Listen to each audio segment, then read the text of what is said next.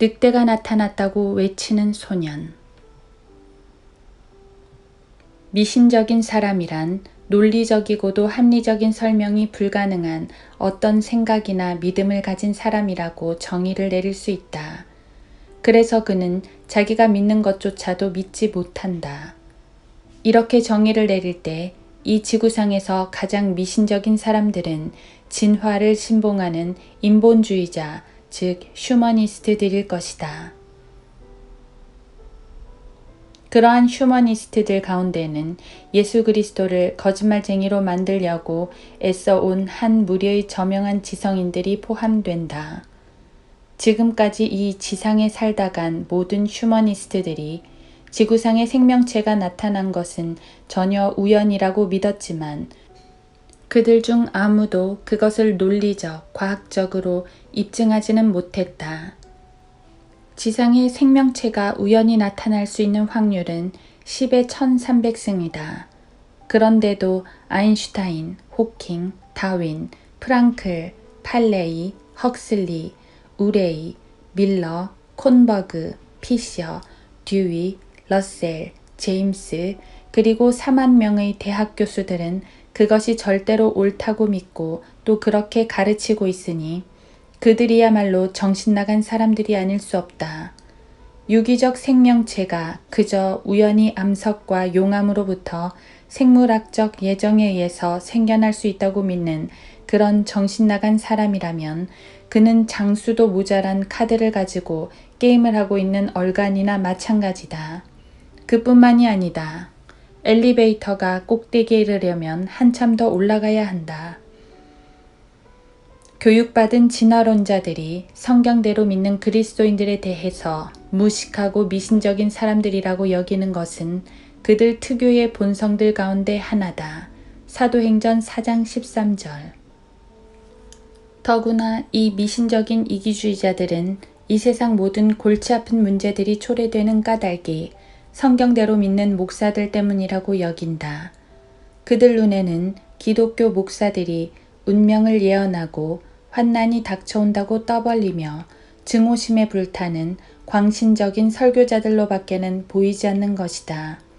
예컨대 어떤 목사가 다음 주일에는 숨겨진 음모에 대해서 설교하겠습니다.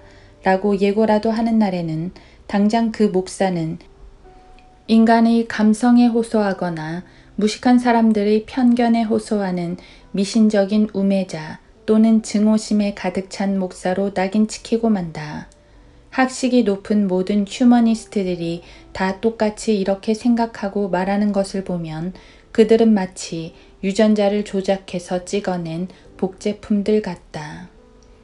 TV나 라디오에 등장하는 모든 뉴스 분석가들이나 언론인, 편집인, 시사 해설가 같은 정치적으로 바른 양심을 가진 휴머니스트들이 증오심에 가득 찬 목사라고 지목하는 사람과 하루 24시간 방송을 계속하며 문자 그대로 사람들을 못살게 구는 뉴스 매체들 사이에는 뚜렷한 차이점이 있는데 전혀 어떤 편견도 갖고 있지 않은 객관적인 생각을 가진 미국 시민들이라면 이 차이점을 분명히 파악하고 있을 필요가 있다.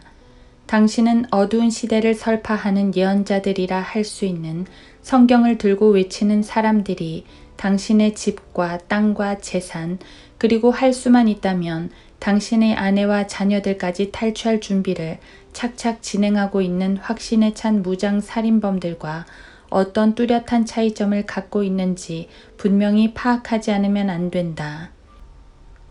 부정적인 내용의 설교를 하는 목사들 10명 중 9사람은 오직 당신을 보호하기 위하여 앞으로 닥쳐올 위기들과 비상사태에 대하여 경고를 보내고 있는 사람들이다.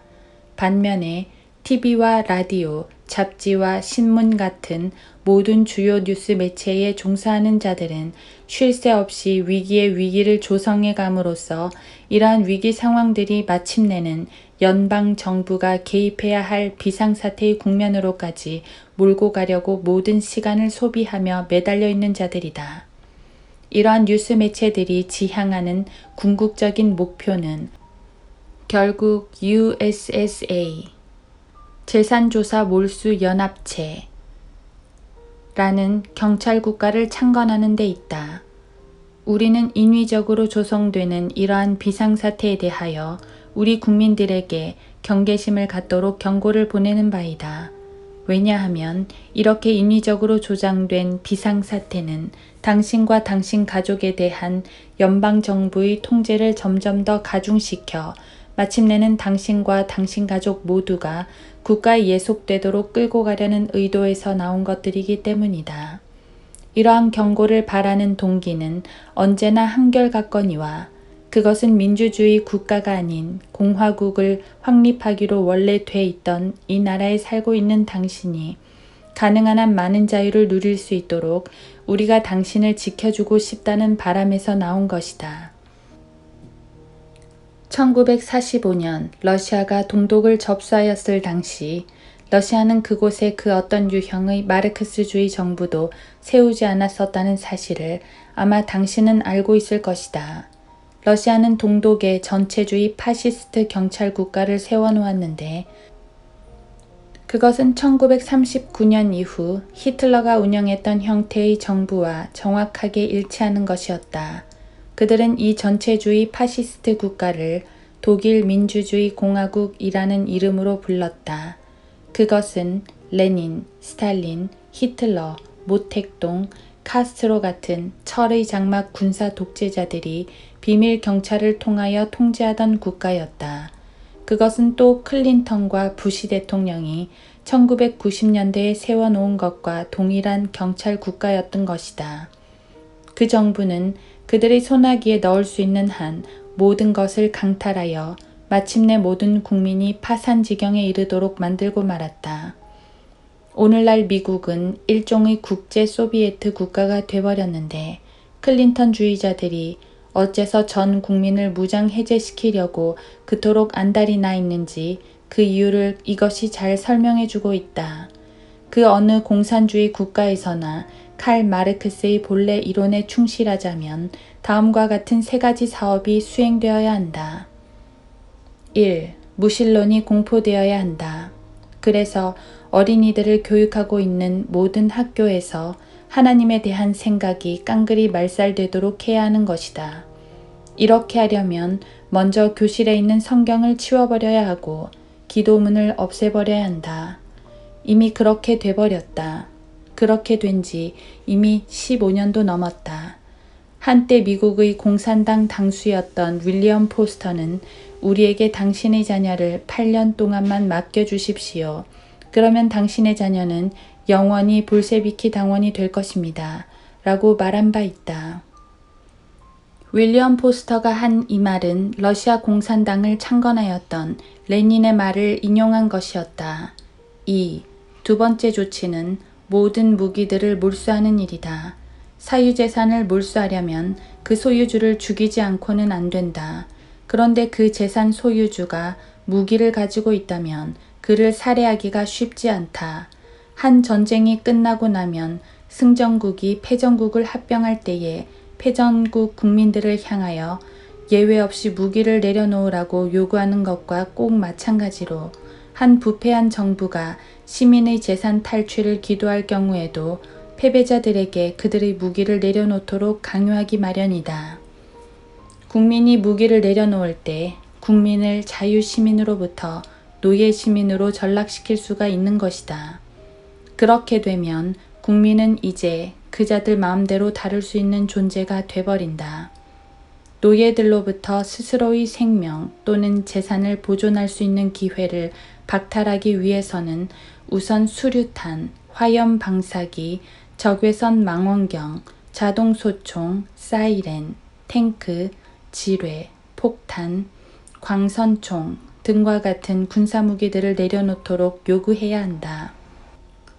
그리고 나서 반자동 소총, 기관 단총, 석궁, 반자동 권총, 9mm 소총, 389경 또는 459경 권총 따위를 다 내려놓게 해야 한다.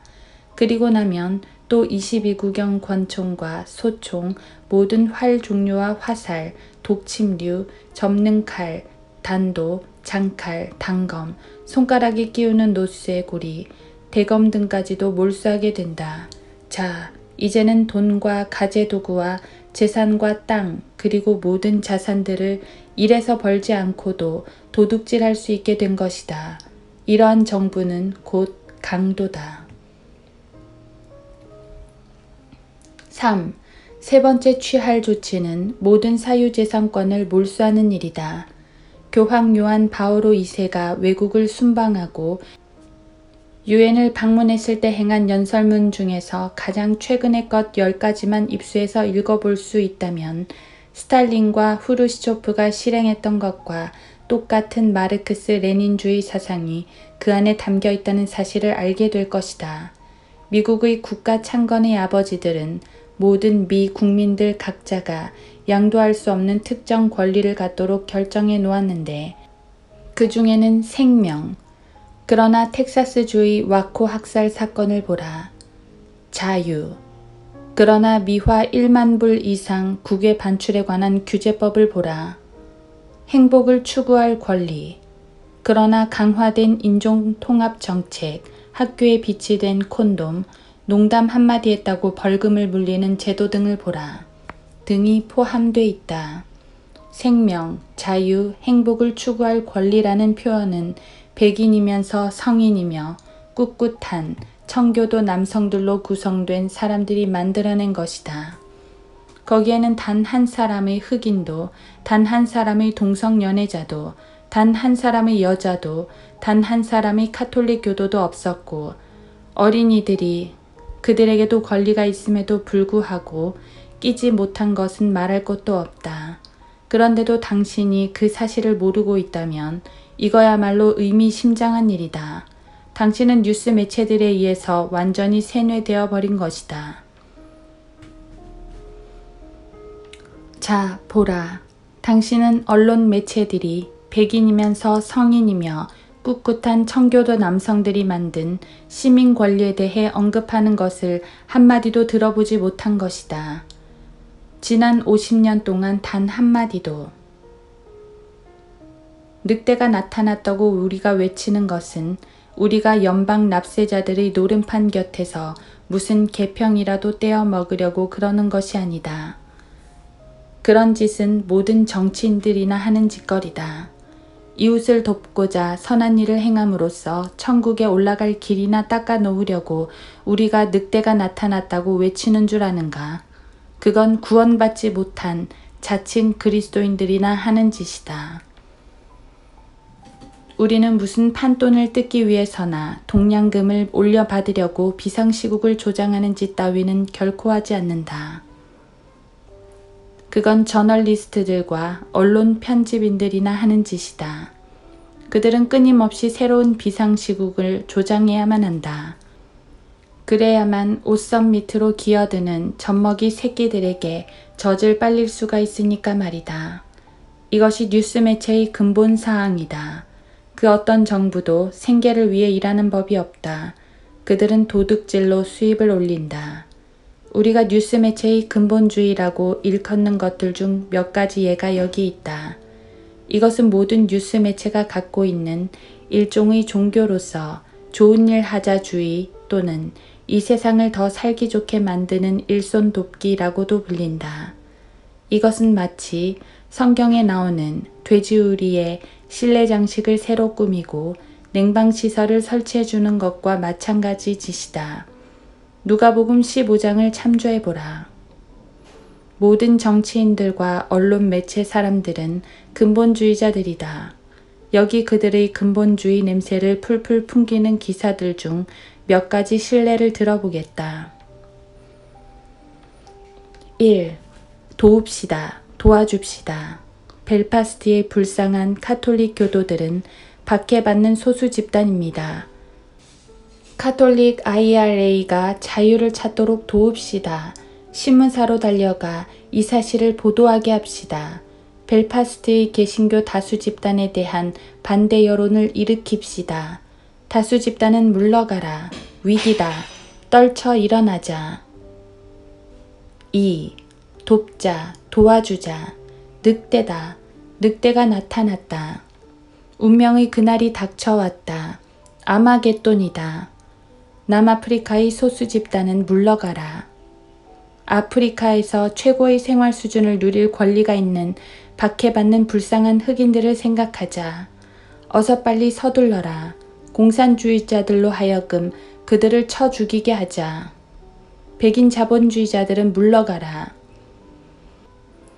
ANC, 남아프리카의 흑인 해방조직, 만세. 오늘 기부금을 보내주십시오. 소수 집단에 항거하는 세계 여론을 불러일으킵시다. 3. 적색경보다. 위기가 왔다. 굶주리고 불쌍한 팔레스타인의 여인들과 어린이들을 도와주자. 그들의 조국은 팔레스타인이다. 무력으로 다른 민족의 영토를 점령한 저 악독한 침략자, 저 유대인, 테러리스트들은 물러나라. 레바논의 피에로를 보호하자. 돌팔매로 항거하는 어린이들을 저 더러운 유대인 경찰이 어떻게 짓밟고 있는지 뉴스 화면을 보지 않았습니까? 도웁시다. 여기 진짜 운명의 예언자가 등장한다.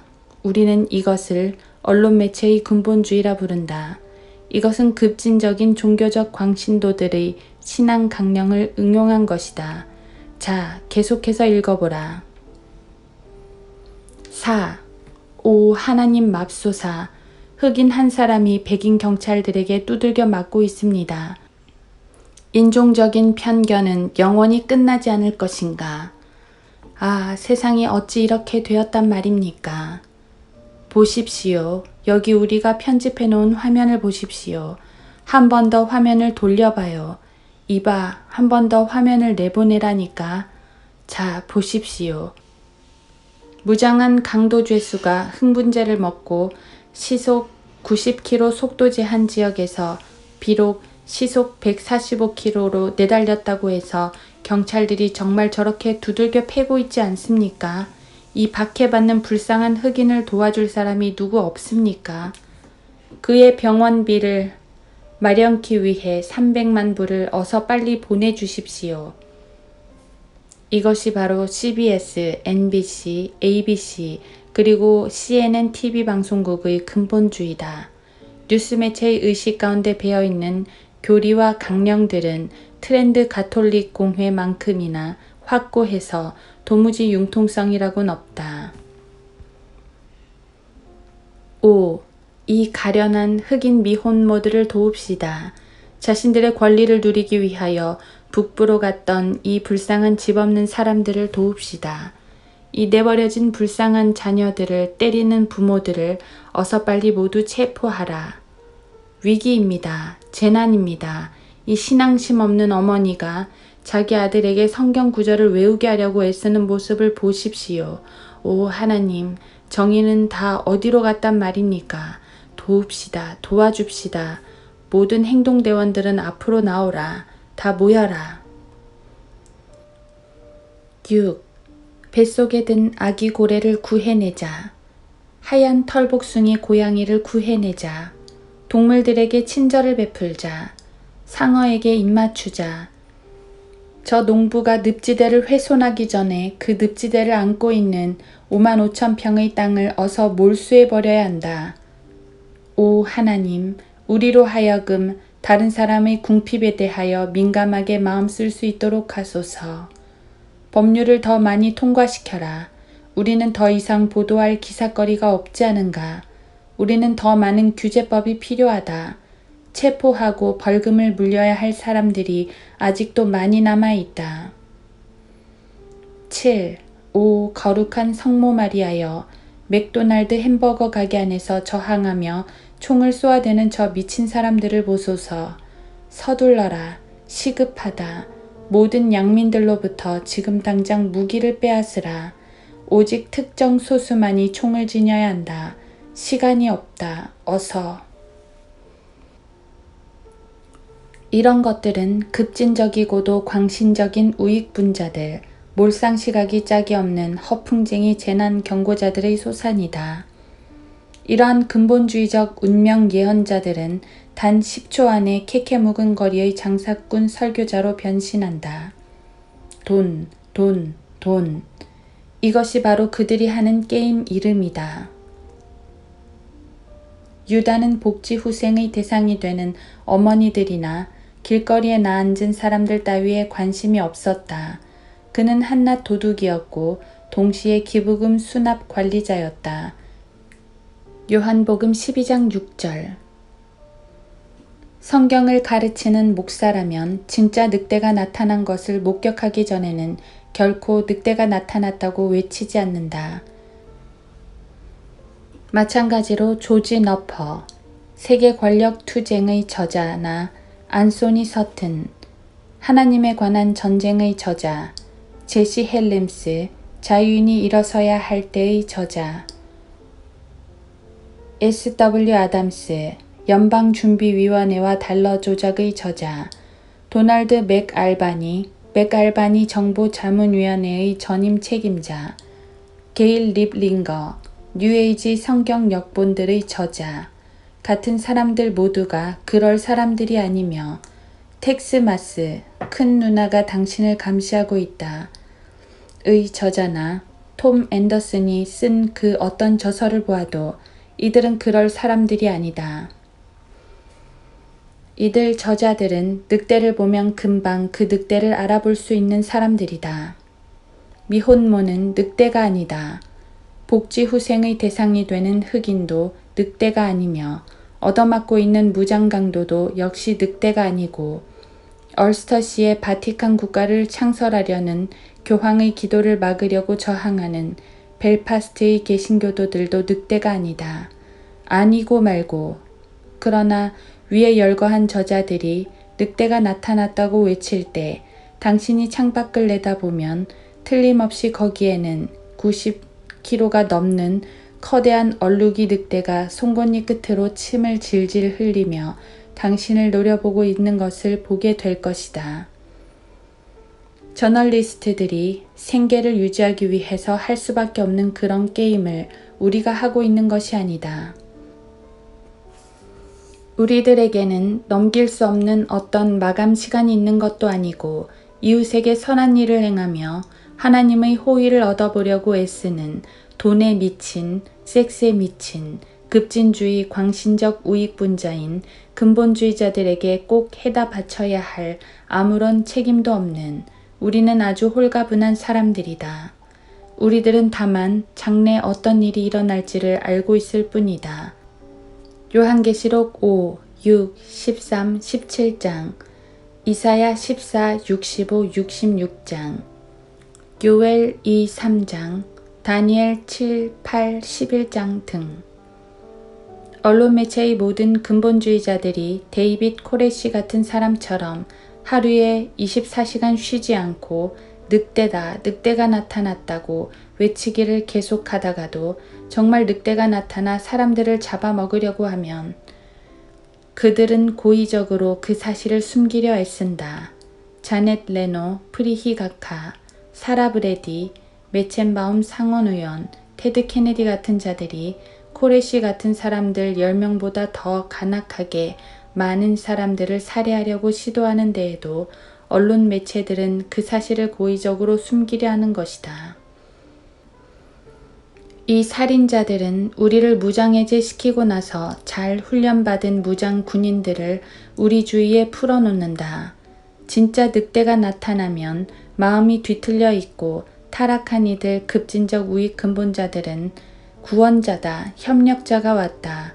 아, 멋져요. 이 여자분 정말 멋진 분이군요. 비범한 능력자.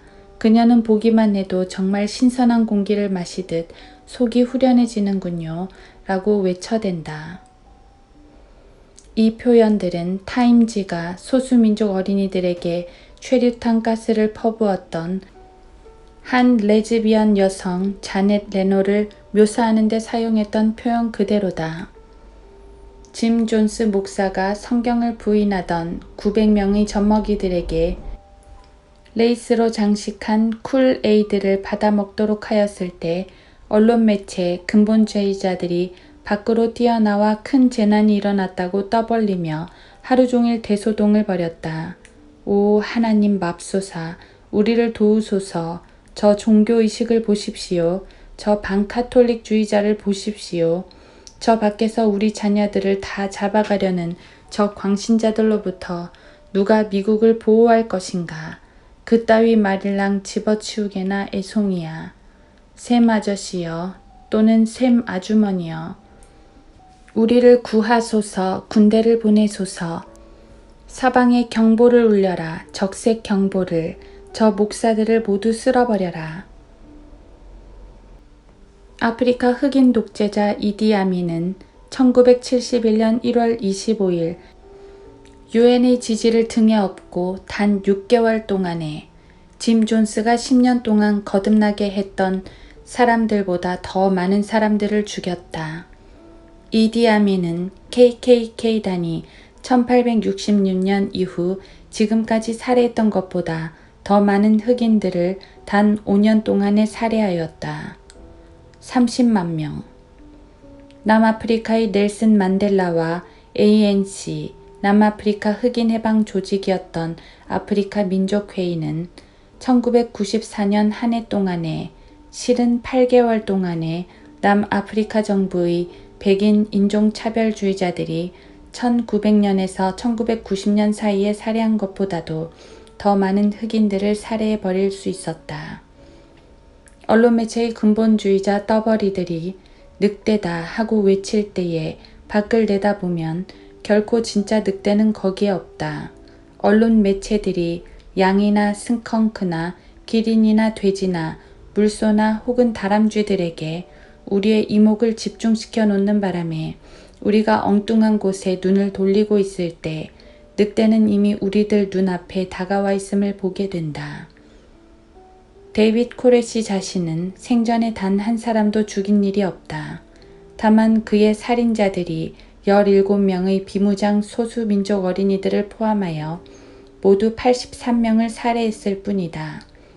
그러니 코레시 자신은 늑대였다고 할 수 없다. 그러나 근본주의 언론들이 그를 늑대로 둔갑시켜 놓았던 것이다. 미국인들은 어찌나 어리석은지 순념서를 보고도 늑대로 착각해버릴 정도의 실수를 저질렀던 것이다.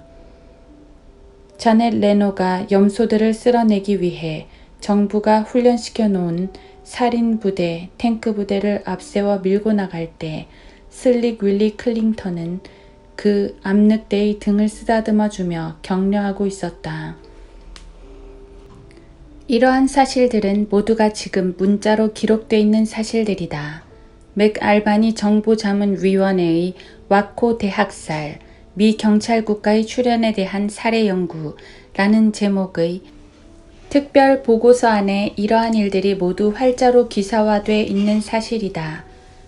맥알바니가 늑대가 나타났다고 외친 것이 아니었다.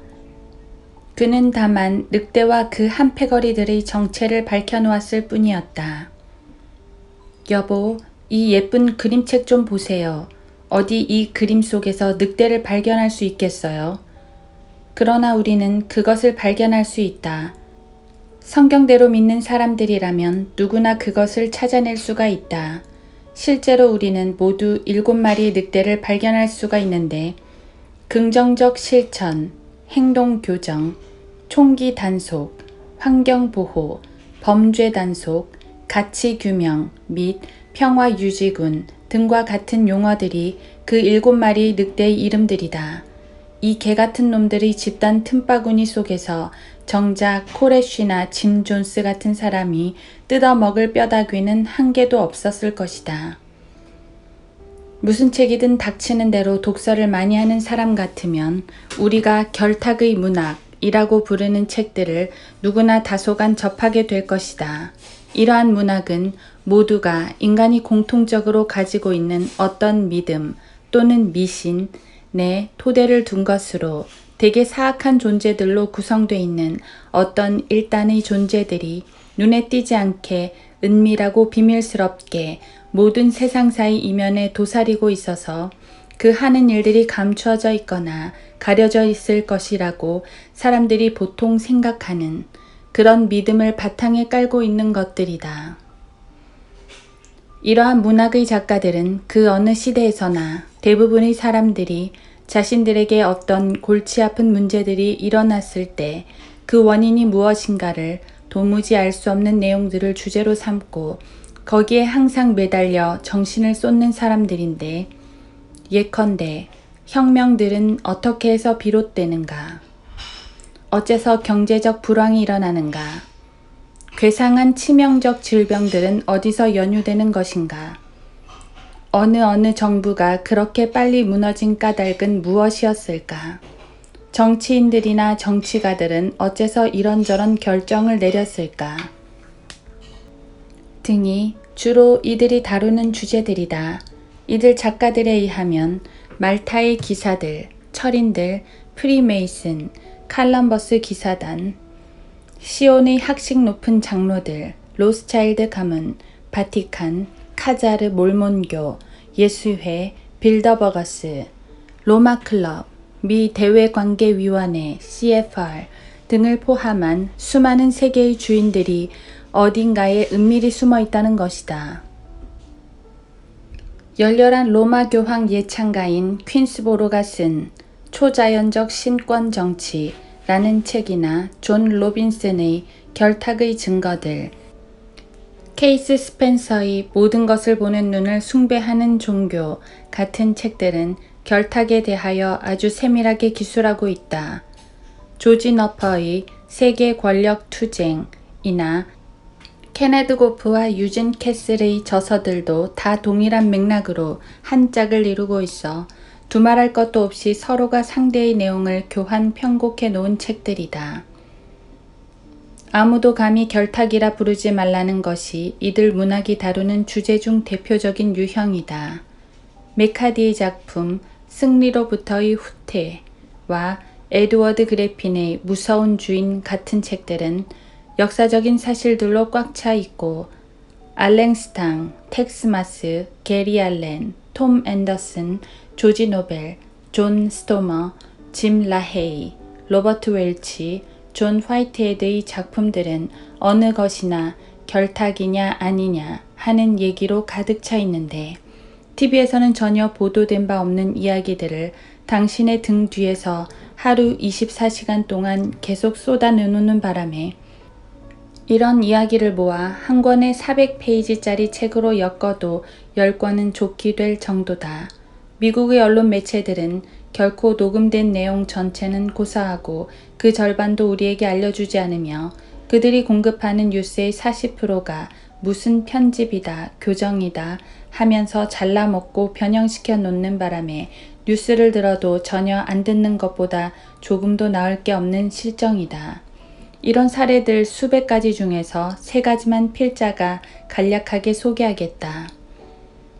로마 카톨릭 신자였던 존 F 케네디가 백악관에 들어가자 언론 매체들은 제키를 일컬어 퍼스트 레이디가 아닌 여왕이라고 불러줌으로써 우선 케네디를 대통령이 아닌 잠재적 국왕 폐하로 만들어 놓았다. 그 즉시 CBS, NBC, ABC, 국립공영방송 등은 타임, 라이프, 뉴스위크 같은 잡지들과 손잡고 케네디 행정부를 모든 점에서 영국 캐멀롯에 있었다는 아더왕의 궁정과 똑같은 제왕 통치 정부로 바꾸어 놓았다. 왜 그랬을까? 언론 매체의 연인이었던 케네디는 습관적인 간통자요 강간자였거니와 최고 집권자 자리에 앉았던 어느 나라의 누구보다도 가장 무책임하고 이기적이며 기만적인 젊은 간통자들 중 한 사람이었다. 백악관은 또 슬릭 윌리 클링턴을 최고 권력자로 맞아들였는데 그 역시 언론 매체의 우상이었고 지금도 마찬가지다. 베트남의 비정규군을 파견한 사람이 바로 케네디였고 피그스만에서 쿠바인들을 학살한 장본인도 케네디였는데 그는 마침내 1961년 2월 16일 국무성 달라스와 CIA 내의 로마 카톨릭 신자들이 꽤 맞춰놓은 서류에 서명함으로써 국무성 조례 72,077호를 공포하게 되었거니와 이 법령은 미합 중국의 전면적 무장 해제를 제안하면서 미국 경찰군이 유엔의 평화유지군 역할을 하도록 해놓고야 말았다. 그러나 언론은 잠자코 있다가 리차드 닉슨이 백악관에 들어오고 나서야 비로소 늑대가 나타났다고 외치기 시작했다.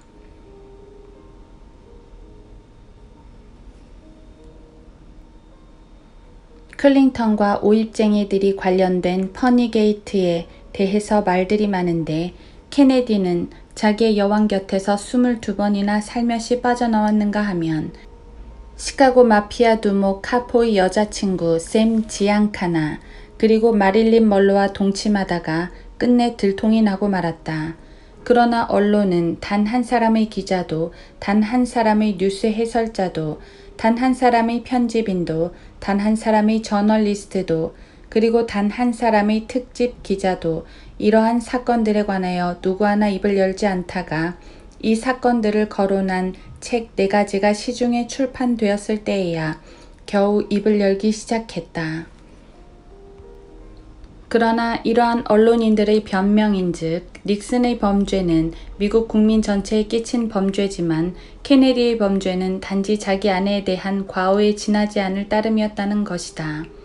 과연 그렇다면 어째서 미국 내의 모든 신문들 그리고 모든 타블로이드판 잡지나 모든 TV 채널, 모든 라디오 방송국, 그리고 모든 주간지나 월간 잡지들은 케네디의 행정명령들에 관해서 최소한 10대 최신 뉴스로라마도 선정하지 않았던 까닭은 무엇이란 말인가?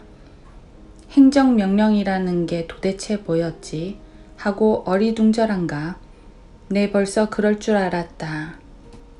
행정명령이란 앞에서 제 7277호 법령 제정의 취지를 살리기 위해서 만든 이른바 긴급명령이라고 불린 서류의 로마 카톨릭 신자 아더왕 폐하께서 서명한 문건을 말한다.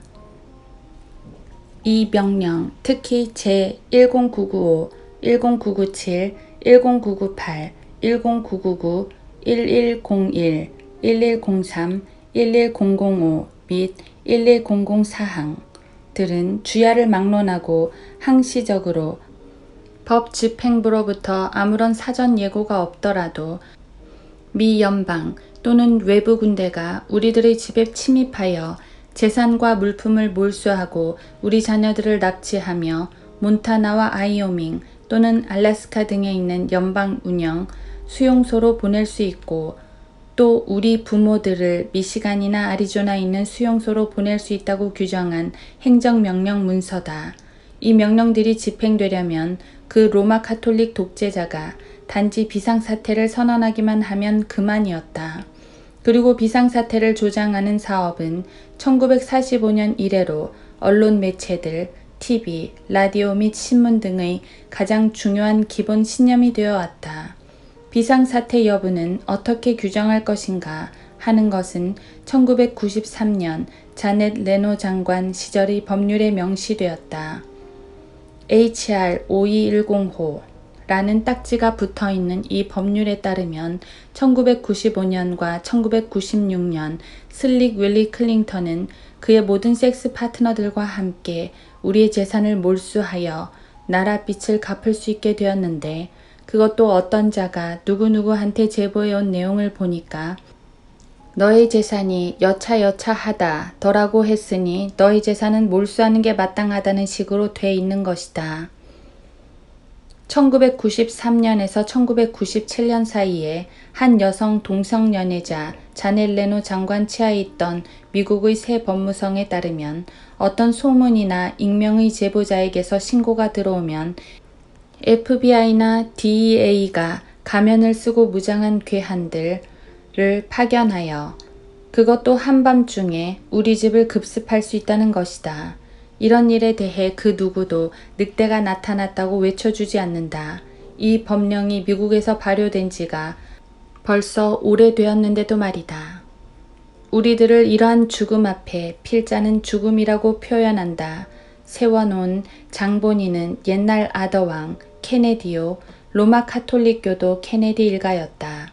카톨릭 1세의 보스턴 출신인 그들 카톨릭교도 일당은 우리들의 신상조사 기록부를 이미 갖고 있어서 우리 자신이 유전적으로 이미 타락한 존재라고 스스로 생각하도록 강요할 수 있는 모든 수단을 손아귀에 쥐고 있다. 로마 카톨릭 신자였던 케네디의 부친은 뉴욕의 로마 카톨릭 마피아 두목 프랭크 코스텔로와 함께 일한 주류 밀매업자였다.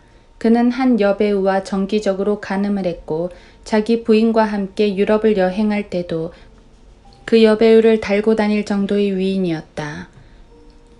로즈마리라는 그의 딸 하나는 정신박약아였고 사망할 때까지 그 상태로 살다가 죽었다.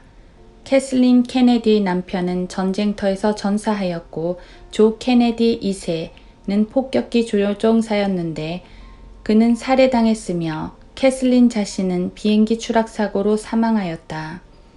케네디 대통령의 두 아기는 낙태되어 버리는 바람에 세상에 나와보지도 못했고 테드 케네디는 등뼈가 부러진 데다가 대통령병에 걸린 자 또는 살인에 걸신들린 자라든가 테드 케네디를 근위병으로 보내자와 같은 광고 딱지가 등에 붙어 다니는 처지로 몰락해버렸는가 하면 약 30회에 걸친 강간 사건 또는 간음 사건이 있은 후 그의 부인은 결국 그를 버리고 말았다.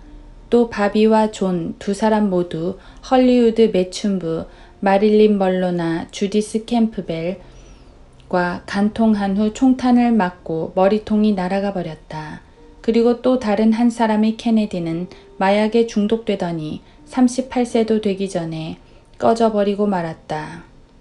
슬릭 윌리 클링턴이 1993년 미국 땅에서 외국 군대를 훈련시키는 것을 시작하기 전에 벌써 공식적으로 미합 중국을 유엔으로 넘겨주었던 로마 카톨릭 일가의 꼬락서니가 이 모양이었다. 루즈벨트, 케네디, 클링턴 같은 민주당 출신 대통령들은 유럽의 카톨릭 국가나 남아프리카의 독재자, 역시 카톨릭 교도인 또는 러시아의 무신론자들, 스탈린, 몰로토프, 말렌코프, 후르시초프, 고르바초프 등이나 터키나 보스니아나 아라비아의 모슬렘 교도들이 미국 국민들을 지배하게 되면 미국인들이 더욱 훌륭한 국민이 될 것이라는 망상에 사로잡혀 있지 않았나 싶다. IT를 침공하고 싶어 안달나던 슬릭 윌리는 그 자신이 법령 초안을 만든 후에 세계무역기구 WTO의 성격을 결정하는 무려 2000페이지에 달하는 가트 협정을 추진했다. 이 세계무역기구에는 116개의 국가가 참여하고 있는데 그중 75%의 나라들이 유엔에서 미국에 반대하는 표를 던졌고 이것은 과거 48년간 당했던 경우에 비해 무려 50%가 넘게 증가한 숫자다. 그 116개국 중 30개국은 현재 독재자들이 통치하고 있다. 가트 협정에 따라 116개의 국가들이 자기네 마음에 안 들면 미국 법률을 검토하고 개정할 권리를 갖게 되었으며 미국 시민 누구라도 개정된 그 법률대로 이행하기를 거부하는 날에는 그에게 벌금을 부과할 수 있는 권한까지 갖게 되었다. 이 규정에 따라 안티구와 같은 인구 8만 명도 안 되는 섬나라가 3억 명의 미국 시민들에게 반대표를 던질 수 있게 된 것이다. 이 신세계 국제기구는 미국이 아닌 유럽에서 회의를 열고 미국을 꽁꽁 묶어놓을 결정들을 내리게 된다. 이 회의들은 비공개로 진행토록 되어 있다. 로마 클럽이나 빌더버거 회의들이 다 비밀리에 열리듯이 말이다. 이러한 사실들은 모두 1994년 7월 28일자 뉴욕타임즈지의 기사로 활자화돼 있는 사실들이다.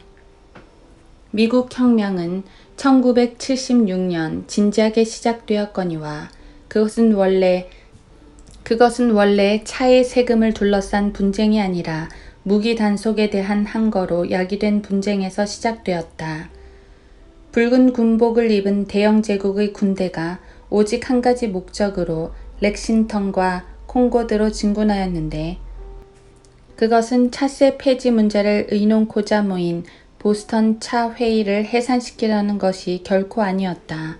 그들은 농민들로 구성된 군대를 무장해제시키려고 거기로 진군하였던 것이다. 그러나 영국군에게는 불행하게도 그들 군대가 가진 군사 무기들과 똑같은 무기들을 이 농민들이 소지하고 있었다. 러시아에서는 훨씬 수월하게 사태가 진행되었고 그 결과 1천만 명의 농민들이 사살되거나 종신형을 선고받기에 이르렀다. 미국 독립혁명 이후에 제정된 헌법은 그 누구에게도 무기를 소지할 권리를 부여하지 않았다. 여하한 헌법도 제정되기 이전에 이미 존재했던 시민 권리 한 가지를 그 헌법이 폐지해버린 것이었다. 그러나 미국 시민 어느 한 사람도 초등학교에서 대학원에 이르기까지 과거 60년 동안 이 사실에 대해 이야기를 들어본 사람이 하나도 없었다.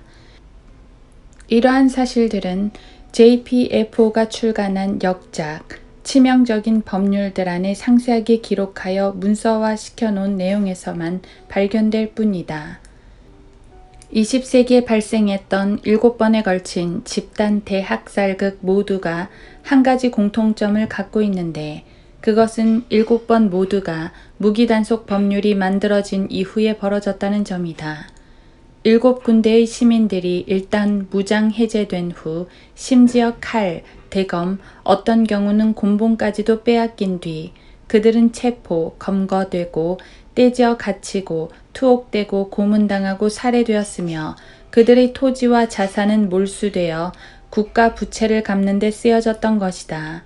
그리고 모두 5,590만 명이 도살당하고 만 것이다. 무기단속 법안을 추진하면서 슬립 윌리 클링턴의 근본주의자, 미국 언론들은 일본을 예로 들고 나와 일본을 우러러볼 만한 모형으로 삼았다.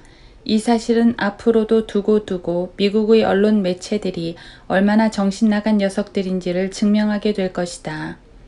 일본이란 나라는 단 1%의 흑인도, 단 1%의 스페인계도, 단 1%의 아랍계도, 단 1%의 카톨릭 교도도 없는 나라다. 일본인들이 명예와 수양, 부모에 대한 효도, 아니 심지어 구걸 행위에 대해서까지 갖고 있는 일체의 사회 통념들이 미국과는 전혀 다르다. 말이야 바른 말이지. 일본인 부모들이 자녀 떼어놓기나 자녀 버릇 가르치기에 대해 갖고 있는 관념을 미국의 부모들이 갖고 있다면 그것은 당장 범죄로 간주되고 말 것이다.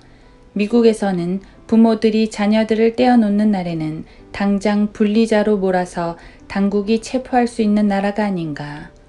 권총과 소총을 등록토록 하고 몰수하더니 곧 150만 명의 기독교인들이 터키에서 학살당했고 러시아에서는 200만 명의 농민과 반스탈린주의자들이 학살당했으며 우간다에서는 30만 명의 기독교도들이, 독일에서는 1300만 명의 비아리안계들이, 중국에서는 2000만 명의 반모택동주의자들이, 캄보디아에서는 100만 명이, 그리고 과테말라에서는 10만 명의 마야 인디언들이 무참히 도살당했다.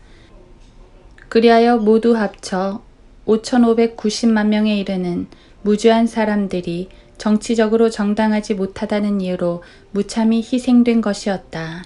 이 희생자들은 이 세계를 더 살기 좋은 곳으로 만들 수 있는 것이라면 어떤 짓이라도 합법적이다 라든가 혹은 독립보다는 통합이 더 중요하다라든가 법과 질서 유지를 위해서라든가 평화 유지를 위해서라는 명분에 근거한 정치 논리를 도저히 받아들일 수가 없었던 사람들이었다. 모든 왕국 건설자들은 피비린내 나는 살인자들이다. 위에 언급한 바와 같이 자동무기와 반자동 공격용 소총으로 무장된 허가받은 살인자들에 의해 저질러진 정부가 주도한 이러한 대학살극의 목표물이 누구였는지는 너무나 분명히 드러나 있다. 만물의 척도, 예컨대 현대인 같은 것에 의해서 살해된 5,590만 명의 사람들을 살펴보면 우리는 그 희생자들의 부류를 뚜렷이 파악할 수가 있다. 희생자들의 부류 목록은 다음과 같다. 1. 기독교 신자 또는 유대인이라고 드러내놓고 공언했던 사람들. 2. 집권 정치 도당에 항거했던 교육받은 지식인들. 3. 반공산주의자 및 나치주의자들. 4. 토지 소유자들, 특히 농민들. 5. 집시와 마야 인디언들. 잘 눈여겨보라. 뉴스 매체들이 발표했던 모든 보도들과는 반대로 인종차별 정책에 따라 흑인들을 말살하려 했거나 사회계급 차별로 동성애 옹호자들을 몰아내려 했거나 또는 성차별로 여자들을 학대하려 했던 그 어떤 기도도 거기엔 없었다. 만약 누가 동성연애자들이나 흑인들이나 여성들이 부당하게 핍박받고 있다고 생각한다면 그 사람은 할 일이 없게 된 TV만큼이나 고독한 사람이다. 흑인들과 여자들 그리고 동성연애자들이 어딘가에서 몰살된 일이 있었다면 그들은 단지 위의 5가지 부류의 집단 중에 섞여 있었던 사람들에 지나지 않을 것이다.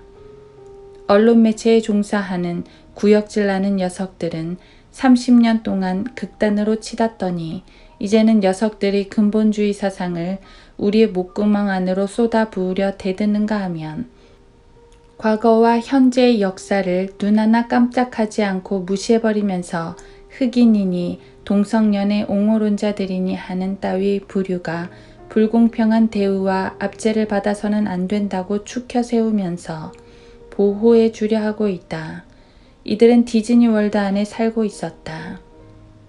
우리는 지금 정신착란을 일으킨 총잡이가 길거리나 건물 안에서 2명 내지 8명의 사람들을 살해한 사건과 같은 뉴스 매체의 기사거리를 다루고 있는 게 아니다. 우리는 지금 흑인들과 동성연애자들과 여자들로 구성된 군대에게 5,500만 명 내지 5,600만 명의 사람들을 살해하도록 허가한 연방 정부들의 실태를 파헤치고 있는 것이다. 우리는 지금 정부가 뒤에서 밀어주었던 대학살극에 대해서 이야기하고 있는 것이란 말이다. 캄보디아, 쿠바, 터키, 러시아, 중국, 독일, 우간다, 그리고 과테말라 등지에서 일어났던 사건들의 통계 자료가 틀리지 않았다면 USSA 자산조사몰수연합체가 목표로 삼고 있는 대상은 다음과 같은 부류의 사람들일 것이다. 1. 성경대로 믿는 그리스도인과 기독교 정통주의자들. 2. 맥 알바니, 마스, 앤더슨, 화이트헤드, 라헤이, 웨버, 럭만, 발레리안과 그 동료들 같은 모든 저자들과 저널리스트들. 3. 주 또는 군 지방자치 활동에 대한 연방정부의 간섭에 반대하는 모든 시민들, 그리고 이 나라에서 헌법이 최고 법률이었다고 생각했던 모든 시민들. 4. 모든 농부들과 토지를 소유한 중산층에 속하는 사람들. 5. 유대인. 6. 아메리칸 인디언과 종교적 광신자들. 어떤 정신착란증 환자에 의해 운동장에서 5명의 어린이가 살해된 사건은 자넷 레노가 텍사스주 와코에서 저지른 사건에 비하면 생일 파티 놀이에 지나지 않는다. 그녀는 소수민족 어린이 17명을 살해하였고 그것을 공공연하게 자랑까지 했던 사람이다. 맥도날드 가게에서 10여 명의 사람을 죽이는 한 미치광이 정도는 정말 아무것도 아니어서 아무도 눈 하나 깜짝할 일이 못 된다. 모든 무고한 찬조자들이 들어가 앉기도 전에 정부에 의해 무장해제 당했던 그 사건을 생각한다면 말이다. 20명 내지 60명의 비무장 민간인들을 쓰러뜨려 버리는 일쯤이야 그 누가 두려워하겠는가. 자넷 레노나 프리히 가카인들 두려워하겠는가. 그러나 이러한 진실들을 왜곡하고 변질시키고 보도 가치를 수정하고 비상사태를 창출하고 도덕적으로 그릇된 엉터리 비교를 마다하지 않는 자들이 곧 언론 매체들이라는 사실을 우리는 알고 있다. 이런 짓은 그들의 근본주의 이념들 가운데 한 부분에 지나지 않는다. 예컨대 캄보디아, 이란, 짐바브웨, 칠레, 인도, 앙골라, 니카라과, 파키스탄, 티벳, 그리고 아르헨티나 등지에서 연방정부군이 민중들을 무장해제시키면 거기서 어떤 일이 벌어지리라고 생각되는가? 중국에서 발생했던 천안문 사태를 기억하는가? 그 광장에 나와 있던 그 누구도 무기를 들고 있지 않았다. 무기는커녕 운동 경기용 무기조차 없었다. 그러니까 그들은 학살당할 수밖에 없었던 것이다. 운동장에서 놀고 있던 어린이 5명 정도를 이야기하는 게 아니다. 사랑하는 독자들이여. 맥도날드 가게 15명에 대해 이야기하는 것이 아니란 말이다. 오, 진정으로 사랑하는 독자들이여. 텍사스주 와코시의 83명도 문제가 아니다. 아니고 말고. 필자는 지금 11개국에서 범죄 단속법, 예컨대 무기 압수령 같은 것 때문에 체포되고 고문당하고 투옥되고 살해된 5,500만 명의 비무장 민간인들에 대해서 말하고 있는 것이다. 앞서 언급한 학살극들은 공격용 무기로 무장된 어떤 고독한 미치광이에 의해서 저질러진 것이 아니었다. 그 사건들은 지금 우리가 전 세계의 범죄 수도인 워싱턴 DC에 모셔 앉혀놓고 있는 것과 똑같은 인민에게 기생충처럼 기생하고 있는 범죄적인 정부들에 의해서 저질러진 것이었다. 언론 매체들은 이런 일들에 관해서는 한 번도 거론하지 않았고 1933년 이래로 적절한 사건 비교조차도 하지 않았으며 또 앞으로도 절대 하지 않을 것이다. 그런 일은 그들의 근본주의적 이념에 합당한 일이 아닌 것이다. 와코 학살 사건에 대해 수도 워싱턴의 한 레즈비언이 비상사태를 선언하였다. FEMA. 그녀는 증거도 없는 추정을 근거로 비상사태라고 주장했는데 83명의 사람들이 살해된 후에 조사해보니 그녀의 추정들 가운데 3가지는 거짓말이었음이 판명되었다. 그 사건에서는 어린이 학대 행위 같은 것은 없었다. 그리고 무허가 불법 무기도 없었다. 또한 저택 안에 있던 그 누구도 살해 위협이나 폭력을 휘두르지 않았다. 폭력배들은 다름 아닌 범죄 단속 법령을 집행했던 자들, 바로 그들 자신이었다. 그 살인사건 이후에 FBI의 로마 카톨릭 신자 프리히는 이 학살극에 대한 모든 증거들을 인멸해버렸는데 이것은 그 자체가 중죄에 해당하는 엄청난 짓이었다. 그리고 나서는 법률을 준수하는 모든 시민들에게 반자동 권총과 소총 및 기관 단총들의 몰수령을 내렸던 것이다. 그들은 그저 1961년에 케네디가 만들어 놓은 비상조치들 FEMA를 1993년에 와서 집행하고 있을 따름이었다. 케네디는 로마 카톨릭 신자였다. 바티스트, 카스트로, 알렌드, 노리에가, 프랑코, 무솔리니, 프리히, 그리고 히틀러가 그랬던 것처럼 말이다. 그러니까 닉슨은 악마였다. 안 그런가? 그러니까 탄핵받아 마땅하지 않았는가? 따져보면 이런 사건은 지난 60년 동안 미국에서만 발생했던 2,000건이 넘는 사건 가운데 하나에 불과하다. 연방정부가 총검을 앞세워 강제로 밀어붙였던 학교의 인종통합 정책을 놓고 보자. 결국 어찌 되었는가? 그게 어디 씨나 먹힐 소리였는가? 어디 한 군데 생각처럼 제대로 된 곳이 있었는가? 그 조치가 과연 미국 어린이들을 위한 질 높은 교육을 가져다 주었던가? 질 높은 교육이라. 그거야말로 망상이요. 캐캐 묵은 상투어에 불과하지 않았던가? 그 교육 제도가 과연 과거의 옛 제도에 비해 더 훌륭한 제도라고 증명되었던가? 여기에 대한 특집 기사는 어디에 났는가? 여론 수렴이라도 했는가? 했다면 그 문서는 어디에 있는가? 세금이나 올리고 가정화된 학교를 뒤에서 조정하려고 애쓴 것 말고 연방정부가 한 일이 뭐 있는가? 한다는 짓이 기껏해야 온통 법석을 떨다가 대난리를 벌려놓은 일 외에 뭐가 있는가? 그런데도 또 그 대난리에 대한 특집 기사 한 줄이라도 신문에 어디 나기나 했던가? 그 조치에 대해서 의견을 말한 공적으로나 사적으로나 사람들의 여론을 정부가 단속하려고 했을 때 신문사의 그 어느 누구도 늑대가 나타났음을 보도하지 않았다. 언론의 자유가 곧 신문 보도의 자유에 직결되는데도 말이다.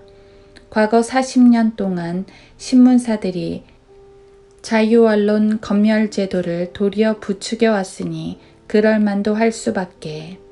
정부 관료들은 자기네 입장에서 볼 때 적절하다고 여겨지는 말만 골라서 누가 해주기를 바랬던 것이다. 그들은 급진적, 종교적 광신자들이었다. 그 결과 어떤 일이 벌어졌는가? 주드 굿 파브라는 죄수는 아리조나주 최고 재판소로부터 보석금도 안 내고 자녀 형기에 대한 형 집행정지 처분을 받고 풀려났는데 이유인즉 1989년 그가 했다는 한 연설문 가운데서 인종차별 비방 문구를 누가 찾아냈기 때문이었다.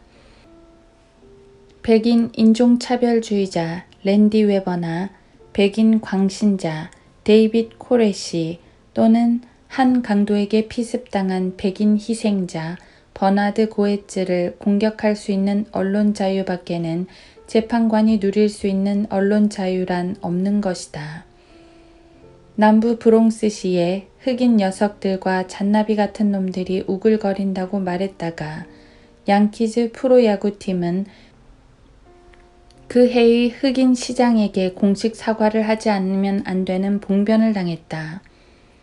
야구팀은 흑인들한테는 농담을 해서도 안 되고 절대 그런 식으로 말해서도 안 되게끔 된 것이다. 그러나 거리의 설교자들과 침례교 목사들한테는 얼마든지 욕지거리를 퍼붓고 더러운 농담을 짓거리고 상스러운 짓을 해대며 놀려대도 아무 상관이 없다. 말이라고 모든 말이 검열받는 게 아니다. 다만 동성연애자들이나 아낙네들, 흑인들, 범죄자들에게 농담하거나 아이들에게 버르장머리 없다고 핀잔하는 말 또는 사실적 묘사들만이 검열 대상이 된다. 오제이 심슨 사건 재판 중 한때 담당 변호인이라는 작자는 검찰 측이 제시한 실제로 피가 묻어 있었던 증거물이 채택되어서는 안 된다고 항변했는데 이유인즉 그 증거물을 찾아냈던 형사 마크 퍼맨이 그 살인사건 이전에 인종적인 비방죄를 범했을 가능성이 있기 때문이라는 것이었다. 이런 게 바로 CBS나 NBC, ABC 및 CNN 방송국 사람들의 근본주의다. 그들은 근본주의자들인 것이다. 법정을 마음대로 조종하는 자들이 바로 언론 매체들이다. 로드니 킹 대실수 사건 때를 보면 이 사실이 여실히 드러난다. 흑인 범죄자 로드니 킹을 체포하려던 백인 경찰들이 그를 구타하는 장면이 언론에 포착되는 바람에 언론의 비난을 받게 되었는데 이러한 경찰의 폭행이 대실수였다고 저자는 표현하고 있다. 흑인 범죄자들은 언제부터인가 거룩한 존재가 되어 누구도 건드릴 수가 없게 된 것이다. 필라델피아, 시카고, 보스턴, 뉴욕, 마이애미, 볼티모어, 피츠버그, 게리, 클리브랜드, 인디애나, 세인트루이스, 그리고 수도 워싱턴 DC에서까지 실시되었던 학교의 인종통합 조치에 대한 5천 건의 뉴스거리들은 다 어디로 가버렸는가? 아무 소식도 없다고 어째서 입을 다물고 있는가? 아니 시민의 알 권리 운운하던 소리는 다 어찌 되었단 말인가? 한 무장 강도를 돕기 위해 시민들로부터 300만 달러를 모금하는데 TV 방송국들이 무려 200시간이나 방송에 할애하며 법석을 떨지 않았던가. 그뿐만이 아니다. 두 사람의 목을 칼로 난자하여 살해하였던 흑인 강도를 도와주려고 야단 법석을 피우며 800시간이나 방송을 해대지 않았던가. 그런데도 공립학교의 인종통합정책은 과연 어찌 되었는가 하는 문제에 대해서는 단 4시간의 방송시간도 할애할 수 없단 말인가. 디트로이트 교향악단은 전 세계에서 가장 훌륭한 교향악단 가운데 하나였지만 일반 여론의 지지를 얻지 못해 파산하고 말았다. 왜? 1990년 6월 미 연방대법원이 어느 단체든 그 단체를 이끌어가는 소수 지도층이 흑인들로 구성돼 있으면 그 단체의 인종정책은 민주적이고도 합헌적이라고 선언했기 때문이었다. 검은 것이 아름답다. 그 바람에 디트로이트 교향악단은 일정 비례의 단원들을 음악적 재능과 관계없이 흑인들로 채워넣지 않으면 안 되었다. 그러자 급기야는 연주자들을 선임하기 위해 실시하던 과거의 모든 전통적 오디션 방식들은 철폐되고 연방정부의 인종정책을 선임 기준으로 삼게 되었다.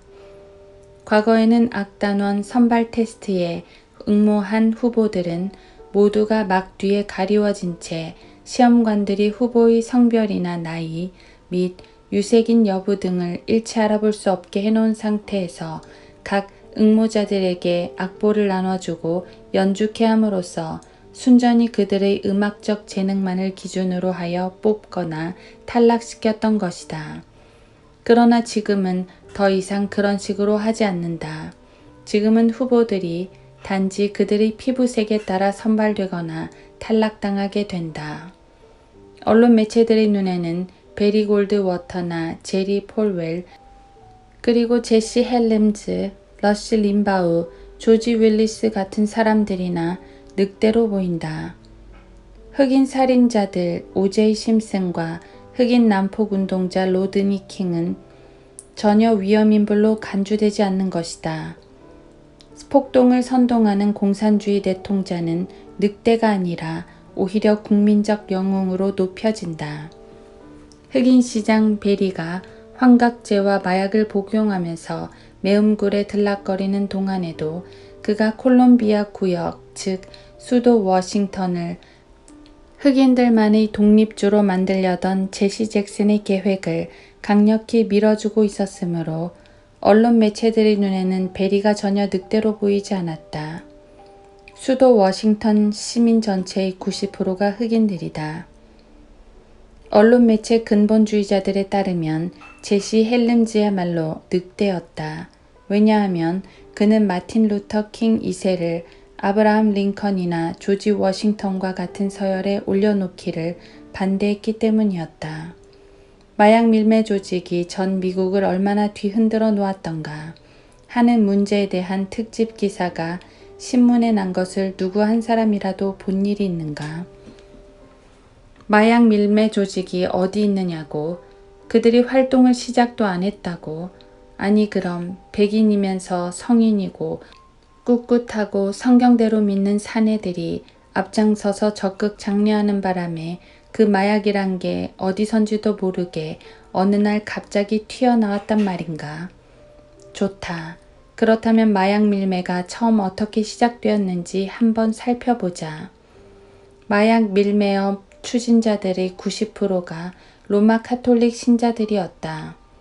제노비스, 루시아노, 에스코바르, 그레코, 고티, 부셰타, 레기오, 바달라멘티, 루치즈, 이리나, 감비노 등등.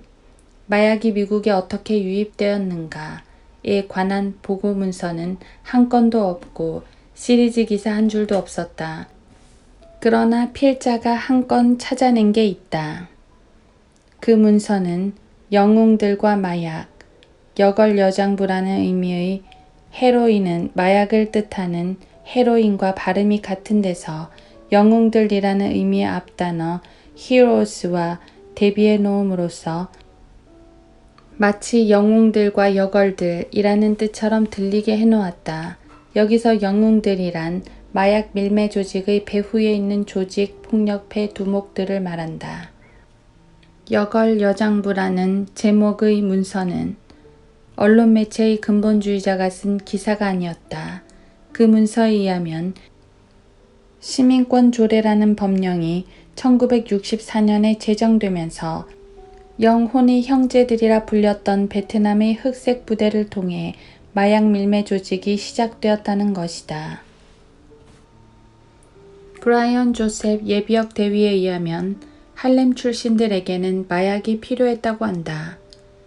1965년에 들어와 군부대의 모습이 근본적으로 달라졌다. 1968년까지 군대 내의 마약 중독자들이 마약 밀매를 막아보려던 장교들에게 큰 위협이 되고 있었다. 마약 사용자들이 흑인으로 판명될 때마다 정부는 담당 장교들에게 압력을 가하여 그 판단을 번복토록 했는가 하면 어떤 장교들은 위해를 당하기도 했다. 미군 당국은 육군 내의 마약 환자들을 치료하고 회복시키는데 연간 400만 달러를 소비하다가 밑빠진 독에 물붓기 시기여서 나중에는 결국 손들어 버렸다. 현재 브래그 요새와 후드 요새는 마약으로 가득 채워지고 있다. 병사들이 복무 시간의 25%를 마약에 취한 채 보내고 있고 어떤 병사들은 복무 시간의 90%를 마약에 취해 몽롱해진 상태로 보내고 있다. 필라델피아에 마약이 들어온 것도 흑인들을 통해서였다. 그들은 미 북부 지역에서 제대를 당하고 나서도 마약을 구하기 위해 다시 입대하는 자도 있었다. 미국 군대는 현재 그 33%가 흑인들로 구성되어 있다. 그러나 그 녀석들은 결코 늑대일 수가 없다. 그렇지 않은가? 아무렴 늑대가 아니고 말고 검은 것은 아름답다가 아닌가. 우리도 다 알다시피 1965년까지 빨간 승마 모자를 쓴 여인과 늑대가 역사적 수정주의자들의 손에 의해 대단한 고통을 받았다. 1964년 우드 커터는 위험한 광신자요 나치적 백인 분리주의자 성향을 띤 NRA의 초애국주의자로 낙인 찍히고 말았는가 하면 빨간 승마 모자를 쓴 여인은 과잉 행동을 저지른 편견에 가득 찬 고집통으로 언론에 의해 매도되었었다. 그래서 1964년 이후로는 머리맡에서 들려주는 동화의 이야기 내용이 이렇게 전개되기에 이르렀다. 죄 없는 늑대를 살해했다는 죄목으로 나무꾼 우드커터가 재판을 받게 되었는데 말이야. 재판 중에 빨간 승마 모자를 쓴 여인이 또 사후 종범으로 체포되었단다. 그 여인에게 늑대가 음탕한 제안을 하자 마음에 큰 상처를 입고 살려달라고 소리소리 지르며 앞뒤 가리지 않고 나무꾼에게 달려왔다지 뭐야. 그런데 사실은 그 늑대가 그 여인을 잡아먹으려 했던 게 아니라 그 여인에게 사랑의 그 짓을 해보려고 했던 거래. 늑대가 으르렁거리기는 했지만 그건 단지 늑대라는 종족의 표현 수단이 원래 그런 거니까 그랬을 뿐이지 전혀 해를 끼치려던 것은 아니었다지 뭐야. 그러니 그 늑대는 아무 죄가 없다는 거야. 늑대는 본래 그런 식으로 자라왔으니까 말이야. 재판정에서 미국 시민자유연합 측은 그 나무꾼 우드커터가 늑대를 때려 죽이기 전에 그 늑대에게 자신의 권리에 대해서 먼저 언급해 주지 않았다는 점이 중대한 과실이었다고 강조했다는구나. 아무튼 늑대가 그 할멈 여인을 혀로 핥은 것은 단지 자기 방식대로 제가 할 일을 하려고 했을 뿐이라는 거야. 그 늑대가 죽음이라는 극형에 처해질 만큼 잘못을 저지른 것은 아니었다는 거란다. 사회민주협회 측은 또 늑대가 으르렁댄 것은 정당방위 행위였다고 주장했다지 뭐니. 그 할멈은 나이가 30세도 넘었는데 그 늑대는 겨우 15살밖에 되지 않았으니까 말이야.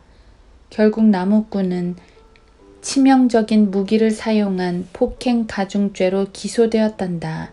그러자 곧 폭도들이 그 나무꾼이 오막살이를 불질러 태워버리고 나무꾼이 법정에서 돌아오는 길에 한때의 늑대들이 덤벼들어 갈기갈기 찢어 죽이고 말았대. 하지만 아무도 그 광경을 목격하지 못했고 그래서 결국 나무꾼의 시체가 발견된 바로 그날 그 나무꾼이 늑대의 입장에 대해 좀 더 깊이 생각해보지 않고 그 늑대를 살해한 데 대한 죄의식 때문에 미친 듯이 말을 타고 달리다가 어디에 부딪혀 자살하고 말았다고 결론을 내렸다지 뭐니. 1년 뒤 그 할멈의 집은 용감한 늑대를 기념하는 국립사당으로 바뀌었고 늑대들의 평등권을 수호하기 위해 목숨 바친 그 늑대를 위해 공휴일이 선포되었지머니 모든 정부 관리들이 늑대 사당 준공식에 참가하여 연설을 했단다. 그리고 그때까지 10개월 동안 교도소에 들어가 늑대의 입장에 대한 좀 더 깊은 배려를 할 것에 대해 교육받고 나온 그 할멈을 사당 개막식에 참여시켰단다. 그녀는 연설을 하면서 자기를 구해준 나무꾼에게 고맙게 생각했던 것이 얼마나 이기적이었던가를 회개하고 이제 와서 생각해보니 자기가 늑대에게 과잉 행동을 취했다는 것을 깨닫게 되었다고 털어놨다는 거야. 숲속의 모든 짐승들이 박수를 쳤지. 그녀가 피압박 소수민족들을 위해 목숨을 버린 그 용감한 늑대를 기념하는 사당 앞에 무릎 꿇고 헌화하는 순간 그 숲속에 사는 모든 동물들의 눈에는 눈물이 고였단다. 이게 바로 CBS, MBC, NBC, CNN 같은 방송국이나 타임, 라이프, 뉴스위크 같은 잡지 및 공영 라디오 방송국 같은 언론 매체의 근본주의자 반 동화이다. 우드커터 나무꾼이 곧 늑대였고 진짜 늑대는 구세주요 구원자였던 것이다. 이게 바로 언론 매체의 근본주의라는 것이다. 여기서 한 가지 덧붙여 말한다면 현재 미국에서 인종분리 정책을 가장 대대적으로 실시하고 있는 학교들이 오히려 인종통합운동을 가장 먼저 시작하였던 수도 워싱턴시에 몰려 있다는 사실이다.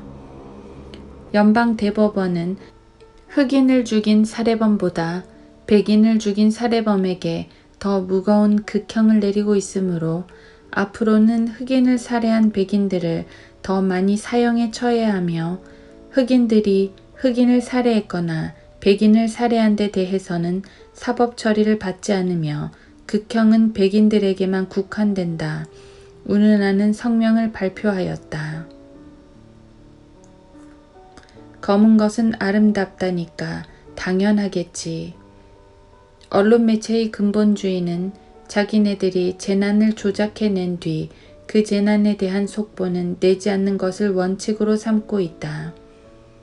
무엇을 금지하는 법령을 일단 철폐하고 나서 그 뒤 주류나 범죄들과 관계되는 연방 지출이나 사망, 질병, 교통, 기타 사건 사고들의 통계가 철폐 전과 비교해 볼 때 어떻게 변화했는지를 알아보기 위한 통계 비교 따위는 결코 하지 않는 것이다.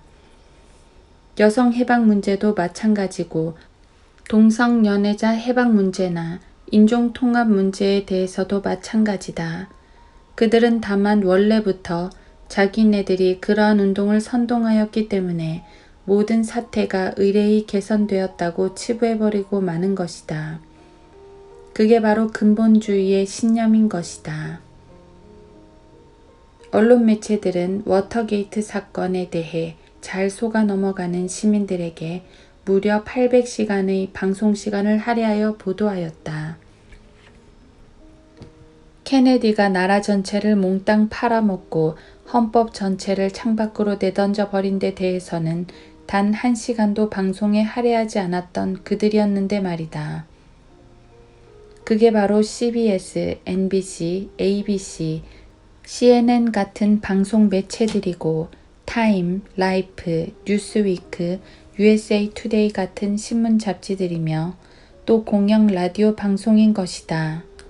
이란 사태에 대해서 400시간의 방송시간을 할애하고 총기 등록 또는 압수를 장려하는 운동에는 100시간이나 할애하던 그들이 이 책에서 우리가 이제 다루고자 하는 문제들에 대해서는 단 10시간도 할애하지 않았다.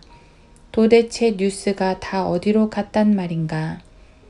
와코시에서 터졌던 대학살 사건에 대해 변명하면서 이 나라의 대통령이 늘어놓았던 13가지 거짓말에 대하여 TV 방송국들이나 미국 전역의 방송망들이 뭐라고 보도하였던가.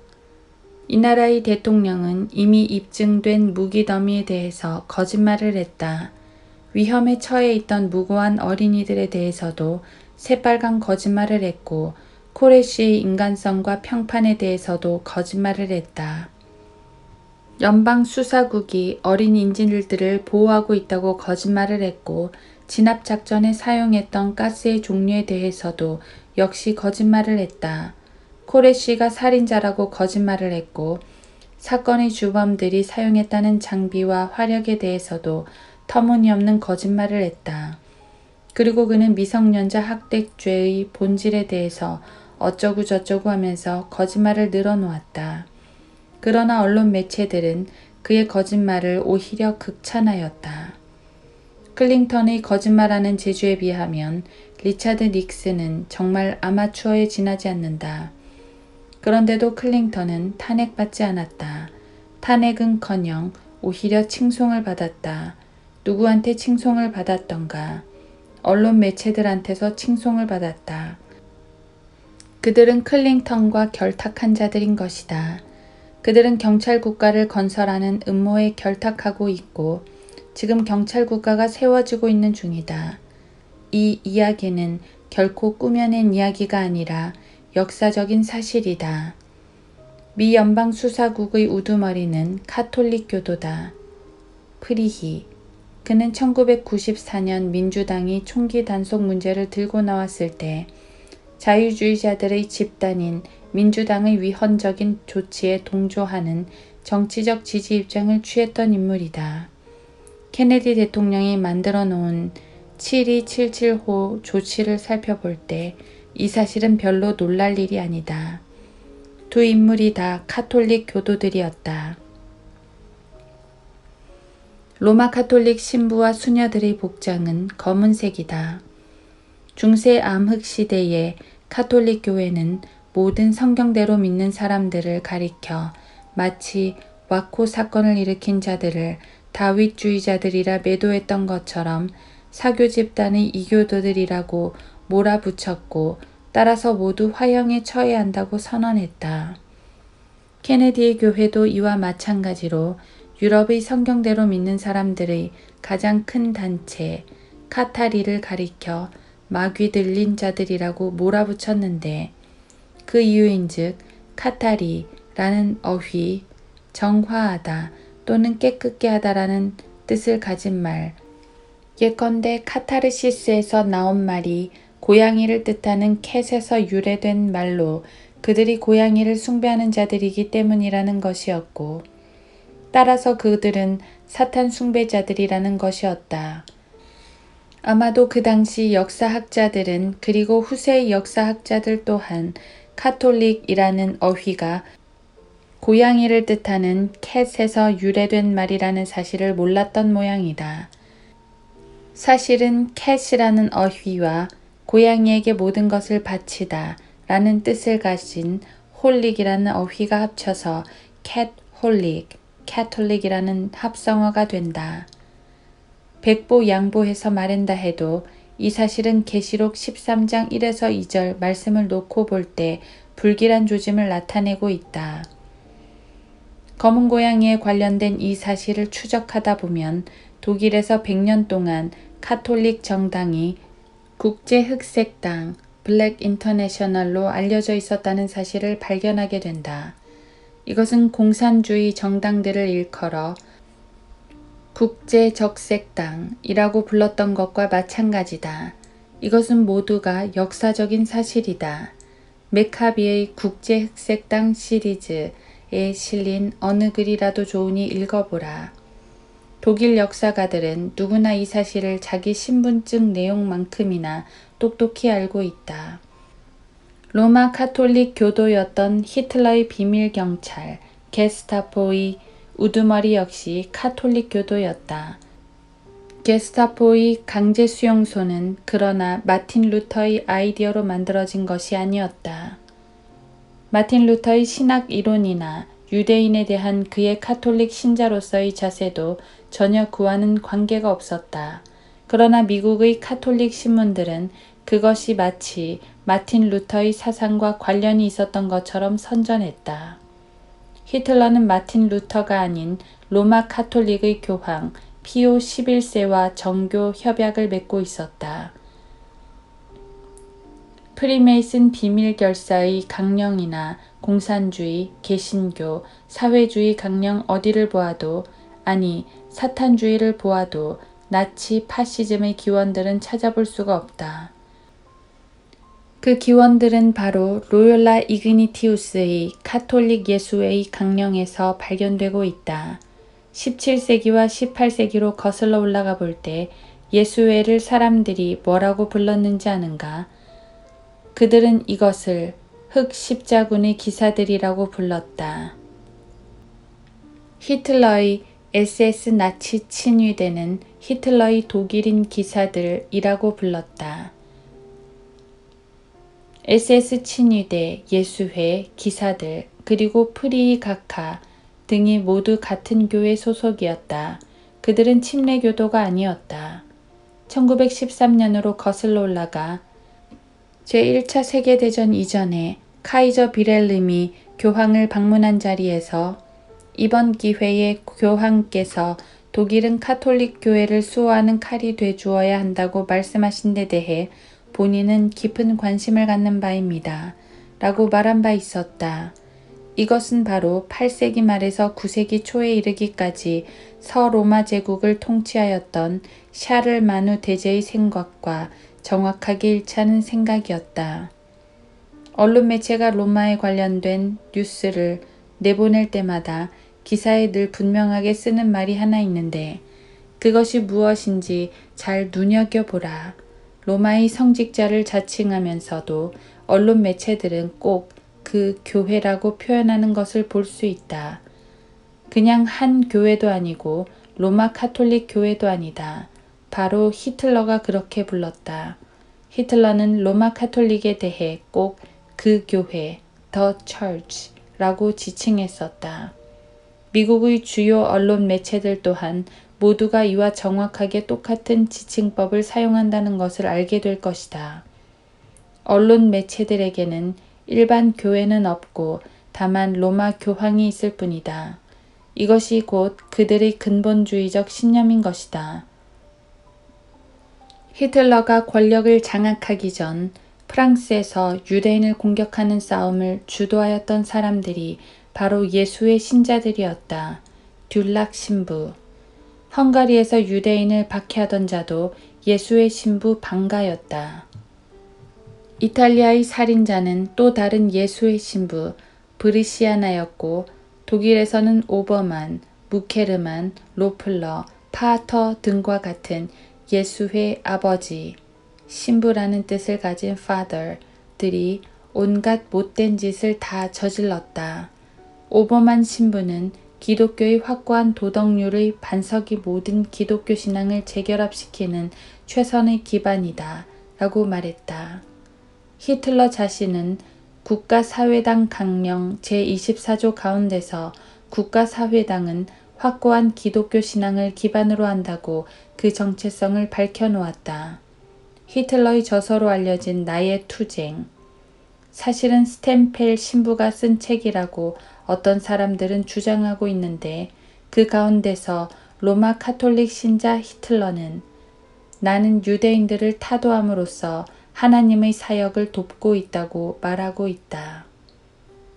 유대인에 대해서 마틴 루터가 갖고 있던 독일 카톨릭적 견해는 미국 언론 매체들의 정치적 정당성에 부합하지 않는 것이었다. 런던 카톨릭 선교회 1936년 2월호 안에 수록된 조서를 보면 마틴 루터는 자신의 유대인 친구들의 영향력에 굴복하였으며 또한 유대인 자금으로 운영되는 유대인 당국에 힘입음으로써 카톨릭 교회에 대항하는 그의 음모가 성공을 거두게 되었다고 기록하고 있다. 미국의 카톨릭 간행물들, 타임, 라이프, 뉴스위크 등은 독일이 마틴 루터에 대하여 반유대인적으로 보았다고 비난을 퍼부었다. 여긴 늑대가 한 마리 있다. 제3제국이야말로 교황 정치 노선의 최대 정책, 예컨대 민족 대량 학살 정책을 실천하는 최초의 권력이다라고 말했던 로마 카톨릭교도 프리츠 폰 파펜 대사가 바로 그자다. 바로 그 늑대가 여기 또 나타났다. 요한복음 10장 12절. 늑대는 사람을 잡아먹는다. 하이틀러는 곧 숭고한 늑대라는 뜻이다. 풀다 대주교는 자신이 쓴 목가적 서한 가운데서 모든 독일 국민은 아돌프 히틀러에게 축복을 보내라고 요청하고 있다. 하나님의 도우심으로 우리의 총통께서 지극히 어려운 사업을 기필코 성취하시기를 이라고 쓰고 있다. 문스터의 조셉 로츠 대주교는 말하기를 카톨릭 교회는 독일이 수행하고 있는 투쟁 속에 깃든 그 강력한 동맹의 협조를 감사한 마음으로 받아들이는 바이다 라고 말하고 있다. 투쟁이라. 히틀러의 나치 SS 대원 친위대원들은 흑색 셔츠를 입고 있었다. 무솔리니의 파시스트 당원들도 흑색 셔츠를 입고 있었다. 무솔리니도 카톨릭 교도였으니까 역시 검은 것은 아름답다인가. 무솔리니의 국제흑색당은 1929년에 교황과 정교 협약을 맺었다.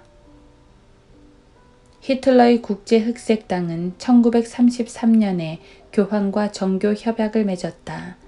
교황들은 감사의 표시로 히틀러 정권을 승인하였고 무솔리니의 에티오피아 침공을 지지했으며 일본의 중국 침략을 축복했는가 하면 진주만 습격 후 일본 대사 캐나다라 장군을 로마로 초청하였다. 그리고 나서 교황은 포르투갈 찰라차르 왕이 로마 카톨릭을 국교로 삼게 했고 이탈리아 무솔리니가 또 그렇게 하도록 했으며 프랑스 빼땅도 마찬가지요. 오스트리아 세이스 잉크와르트도 마찬가지요. 벨기에 데그렐로와 유고슬라비아 스테피나크도 마찬가지로 만들었다. 유럽의 범독일화였고 유럽의 범나치화였다. 그리고 유럽 전체의 범카톨릭화였다. 그리고 단 한 사람의 예외도 없이 모든 카톨릭 사제들은 흑색 복장을 입었다. 게스타포나 나치 SS 친위대원들과 똑같이 말이다. 히틀러의 자가용도 역시 흑색 메르세데스였다. 이 역시 검은 것은 아름답다이니까. 파시스트군이 결코 성경과 상관없는 기독교적 성향으로 카톨릭주의를 채택한 이후 미국 군대와 미군의 핵무기와 로켓 무기 전체를 몽땅 유엔 산하로 소속시켜버린 장본인이 있었으니 그가 바로 또 다른 카톨릭 교도 잭 케네디였다는 사실을 결코 잊지 말라. 펜사콜라의 거드루트 괴벨 여사는 1983년 5월 19일자 펜사콜라 뉴스저널지에 기고한 글에서 다음과 같이 의미심장한 말을 했다. 카톨릭 주교들 가운데 과연 몇 사람이나 그들의 조국을 위해 적들과 싸웠던가? 1940년대에 그들은 어디에 있었는가? 신학교 안에 숨은 채 여자들의 치맛자락 속에 있었는가? 전 세계를 바라보라. 카톨릭 국가 하나하나가 차례대로 혼돈 상태에 빠져들고 있지 않은가? 그들 국가들은 공산주의자들에 의해 지배받고 있거나 아니면 혁명 게릴라들과의 교전이나 살인단체에 의해 파괴당하고 있지 않은가? 그들 국가들은 모두 가족 수에 대한 통제를 거절하는 교회들에 의해 초래된 극심한 빈곤 때문에 희생당하고 있는 것이다. 카톨릭 교회가 평화가 아닌 총체적 난국을 야기하고 있다는 사실을 믿지 못하겠는가? 미국의 납세자들이 그 경비를 대고 있다. 자기 자신을 메시아로 축혀 세워 미혹하는 이탈리아의 요한 바오로 2세가 이끄는 주교단체로부터 워싱턴 당국은 이제 눈을 돌려야 한다. 교황의 폴란드 방문은 마치 죽음의 키스와 같은 것이 될 것이다. 현실은 전적으로 그를 외면하고 있으며 그가 바티칸을 파국으로 몰고 가면서도 이 시대의 위대한 중세기적 자기 과시를 하고 싶어하는 그 병적 욕망이 초래한 것들 가운데 그 어느 것 하나도 내 눈에는 선량하게 보이는 것이 단 한 가지도 없다. 누구든지 유능한 작가라면 이 자를 주제로 해서 환상국 송가라고 제목을 붙여도 될 만한 책 한 권쯤 써야 할 것이 아닌가. 이 기고문은 클린턴 행정부의 경찰 국가가 언론 자유 검열을 강화하기 시작하기 전에 쓰여진 것이었다. 1983년. 케네디가 지지하는 가운데 유엔이 중앙아프리카의 루문바를 축출하였을 당시 1962년 8월 21일 촌배도 그와 함께 내동댕이 쳐지더니 엘리자베스 빌의 수도 칸타가는 철저히 공산화되고 말았다. 그 이후로 현재까지 그 나라는 공산화된 채로 남아있다. 1962년 소련에 의해 베를린 장벽이 봉쇄되었을 때에도 그 잘난 카톨릭 교도 케네디가 대통령 자리에 앉아 있었다. 그는 그러나 이 조치에 대해서 비난 한마디 하지 않았다. 자, 그럼 이제 검은 고양이에 대해서 알아보자.